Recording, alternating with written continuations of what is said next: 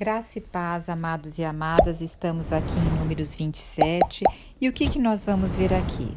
A herança das filhas de Zelofeade e Josué, o sucessor de Moisés. Então aqui, o que nos fala que Zelofeade, ele é da tribo de Manassés, e ele não teve filhos, ele só teve 4 filhas. E aqui a Bíblia é bem específica, ela cita o nome das 4 filhas, e aqui fala que são Maala, Noã, Rogai, Milca e Tirsa. E elas levaram uma causa perante Moisés. Mas veja, Moisés, aonde ele estava? Diante estava Moisés, Eleazar, sacerdote, né? E também estavam os príncipes de toda a comunidade. Eles se reuniam com frequência ali na entrada da tenda do encontro. E nesse local era um local onde eles ficavam, onde eles decretavam, onde eles conversavam, onde regia toda a parte das tribos, né? E olha a coragem dessas moças. Elas foram ali perante Moisés, que estava diante de todos eles, o sacerdote e os príncipes de toda a comunidade. E olha o que elas falam aqui no versículo 3. Olha, elas vão primeiro no histórico, dizendo, olha, nosso pai morreu no deserto. Ele não fez parte daquele grupo que teve de oposição ao Senhor. Quer dizer, nosso pai não foi uma pessoa rebelde contra Deus. Ele não se juntou àquela rebelião que teve a respeito junto a Corá. Ele morreu no deserto, como o pecado de todo homem. Então significa aqui que não foi o pecado específico, mas o pecado ali, ele não tinha acima de 20 anos. Então, ele morreu no deserto.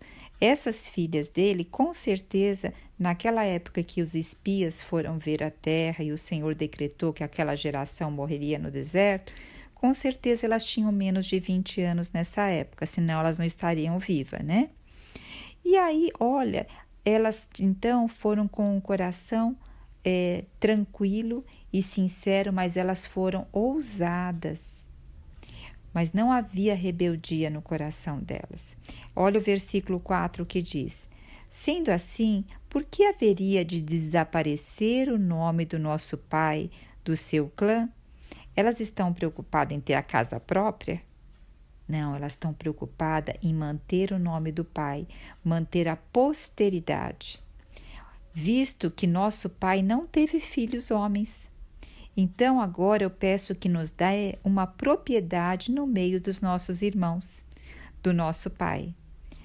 Aí o que Moisés fez? Moisés poderia ali ter conversado com o Eleazar, conversar com os príncipes, ter tomado uma decisão e ter falado, porque até então isso não estava na lei, não contemplava isso na lei, porque na lei era dado para os filhos.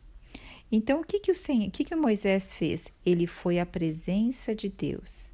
Então, aqui também nos mostra algo tão maravilhoso. Moisés, aqui, ele poderia se sentir até constrangido de não ter uma resposta para elas na frente de todos eles. Não, Moisés falou, eu vou consultar o Senhor. Quantas vezes nós queremos responder rápido, dar uma resposta rápido, porque outras pessoas estão olhando e a gente não sabe o que essas pessoas vão pensar se a gente não tiver uma boa resposta. Ainda mais aqui Moisés, que falava com o Senhor a todo momento, talvez as pessoas falassem, ele já deve ter isso em mente. Outra coisa, isso nunca havia acontecido, não estava escrito na lei. Então Moisés foi consultar ao Senhor. Então é isso que o Senhor tem nos pedido. Vamos consultar consultar o Senhor. Hoje nós temos a palavra dele. Nós temos pessoas com grande sabedoria dentro da palavra. Então nós temos maneira de consultar os caminhos que nós vamos tomar, com quem nós vamos falar, né? Então quando Moisés consultou o Senhor, olha aqui que o Senhor falou a Moisés, que as filhas de Zelofeade falaram o que é justo, falaram o que é correto. Dar-lhes, portanto, uma propriedade que será a herança delas no meio dos irmãos de seu pai. e vocês vão transmitir, e lhes transmitirá a herança do Pai.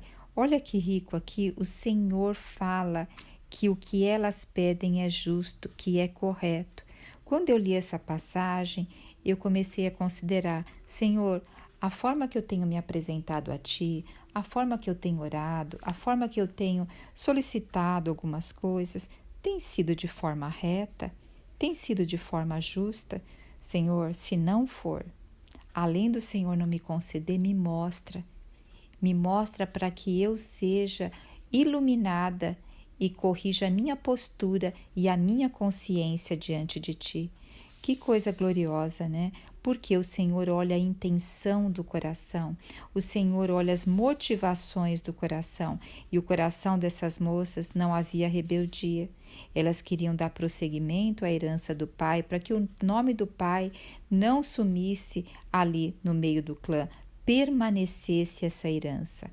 E por meio dessa solicitação que essas moças fizeram, o Senhor agora vai determinar essa lei. E também, se não, vai determinar a lei para quem vai passar a herança. Então, versículo 8, 9, 10 e 11, aqui vai ser uma abertura para quando isso vier a acontecer. Então, aqui se diz assim, se um homem morrer sem deixar filhos, vai passar a herança para as filhas. Se não tiver filhas, vai passar para os seus irmãos.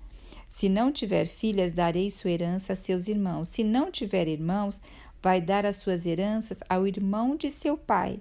Se seu pai não tiver irmãos, vai dar a herança para aqueles do seu clã que forem mais próximo a eles. Então, mediante isso, o Senhor fez inclusão dentro já dos decretos, dos mandamentos que haviam. Então, que nós também possamos ser como as filhas de Zelofeade, ver quais as intenções do nosso coração.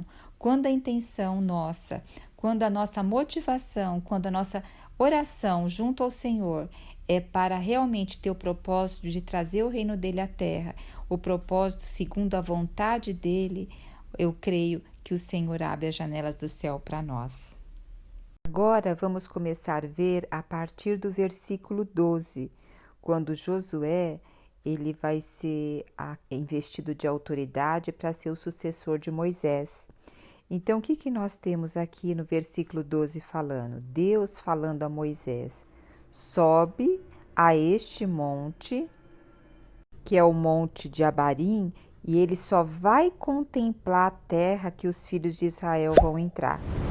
Então, o Senhor só vai dar permissão dele contemplar, porque depois que ele vê a terra, o Senhor diz que ele vai ser reunido aos deles, que é Arão, seu irmão. Significa que Moisés vai morrer.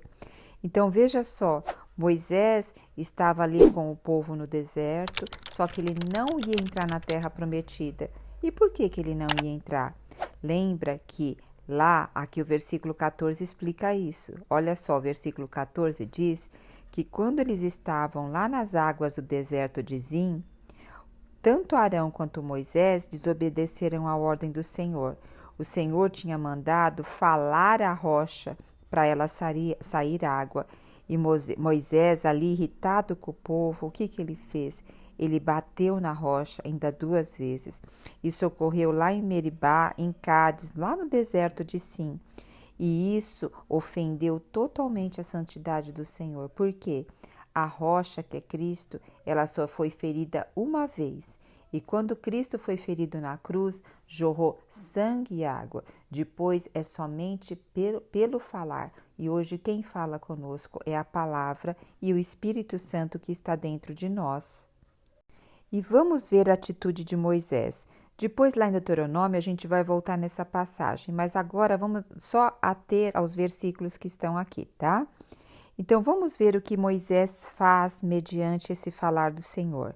No versículo 16, Moisés fala assim, ó Senhor, autor e conservador da vida. Na Bíblia King James diz assim, ó Yahvé, Deus dos espíritos e doador da vida, a toda criatura. estabeleça um outro homem como líder sobre toda essa congregação. Então, olha que interessante, Moisés, ele não estava preocupado com ele, que ele não ia entrar na terra, mas o Senhor, ele estava preocupado quem ia liderar o povo para entrar. E ele fala a fim de que seja um comandante que comande o povo nas batalhas e seja assim um pastor para as ovelhas. Olha que rico. Então nós vemos aqui Moisés, ele não choramingou, ele não reclamou para o Senhor, ele não falou para o Senhor que ele era injusto. Com certeza ele ficou triste, nós vamos ver isso mais para frente. Ficou aborrecido, mas o coração dele estava voltado a quê? Ao povo. Então veja só, ele não estava preocupado com ele. A nossa história, muitas vezes a gente se preocupa tanto conosco mesmo, a gente gira em volta do nosso umbigo, né? E a nossa história não é sobre nós, sabe? E sim, é Deus em nós, Cristo em nós.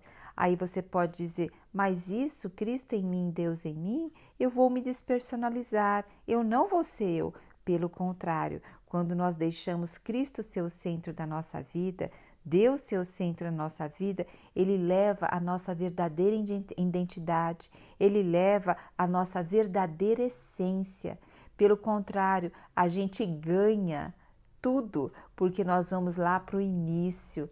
Isso é maravilhoso. E aquela paz que excede todo entendimento, ela reina dentro de nós. Nós vamos ter satisfação, nós vamos viver em harmonia com Deus, conosco e com os homens, mesmo a situação fora não estando boa, mas nós não estamos sendo comandados pelo que está fora, e sim Deus quer governar em nós e por meio de nós, por Ele dentro de nós. Olha que coisa rica, né? Então aqui nós vamos ver agora a partir do versículo 18, o Senhor falando a Moisés quem que iria ficar no lugar de Moisés, quem queria levar o povo adiante como pastor. E o Senhor fala que vai ser Josué. E o Senhor fala assim, homem capacitado pelo Espírito que nele está. Aí a gente pensa, o Senhor pegou lá Josué e escolheu. Veja só, Josué era o moço que servia a Moisés. Lembra quando Moisés subia lá no monte? Quem ficava lá ao pé do monte esperando Moisés aqueles 40 dias? Era Josué. Josué também ficava ali na porta da tenda. Então Josué era um aprendiz de Moisés. Ele conviveu com Moisés. Então ali ele estava o tempo inteiro com Moisés aprendendo. Então veja, muitas vezes nós queremos algo, mas nós não queremos passar pela fase de treinamento. Josué nunca imaginaria que seria ele. Talvez os filhos de Moisés pudessem pensar que fosse eles, apesar que nunca foi citado aqui. Mas a sucessão, muitas vezes a gente pensa que, nesse caso, um exemplo para os filhos, mas aqui o Senhor está dando para aquele que desde muito jovem, desde muito moço, estava ali a servir a Moisés. Então, ele tinha esse coração. Então, um espírito capacitado, sabe do que é aqui? De servir, de obedecer, de observar e de honrar e respeitar Moisés, porque Moisés aqui era aquele que estava intercedendo pelo povo, aquele que representava Deus aqui. Agora, vamos ver o que fala no versículo 19. Fala assim, olha, traze-o para diante de Eliezer era o sacerdote, e perante toda a comunidade de Israel, para que todos vejam que Josué que vai ficar no seu lugar. E você vai transmitir uma parte do esplendor do seu carisma. Essa tradução que eu estou lendo aqui é a tradução King James.